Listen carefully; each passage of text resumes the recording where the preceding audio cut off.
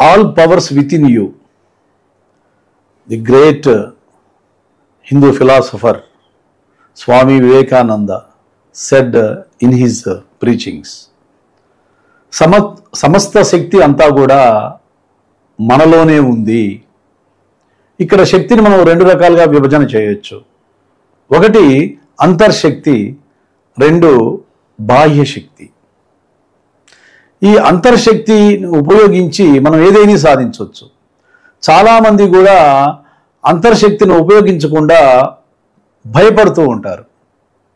దానికి స్వామి వివేకానంద ఏం చెప్పారంటే, మన యొక్క భయమే మరణానికి దారితీస్తుంది, మన యొక్క సమర్థతే విజయానికి దారితీస్తుంది. సమస్త శక్తులన్నీ కూడా మనలోనే ఉన్నాయి. నువ్వు ఎలా ఊహిస్తే నీకు అలా ప్రపంచం కనబడుతుంది. నువ్వు ఎలా అనుకుంటే నువ్వు అలా మారగలవు. వెంటనే మారలేకపోవచ్చు, సమయం పట్టొచ్చు, కొన్ని కష్ట నష్టాలని ఎదురు చూడవచ్చు. కానీ అంతర్శక్తిని ఉపయోగించి మనం ఏదైనా సాధించవచ్చు. ఉదాహరణకి అశోకుడు తన యొక్క సామ్రాజ్య వ్యాప్తిలో అదే చేశాడు. తర్వాత మనకు తీసుకున్నట్లయితే శ్రీకృష్ణదేవరాయలు మధ్యయుగంలో తన యొక్క సామ్రాజ్య వ్యాప్తిలో అదే చేశాడు. అంతర్శక్తిని ఉపయోగించి సామ్రాజ్య వ్యాప్తిని చేశాడు.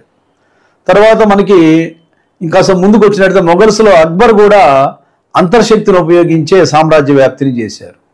అంటే వీళ్ళలో సామ్రాజ్య వ్యాప్తిని చేయాలనే కాంక్ష ఎట్లా వచ్చింది?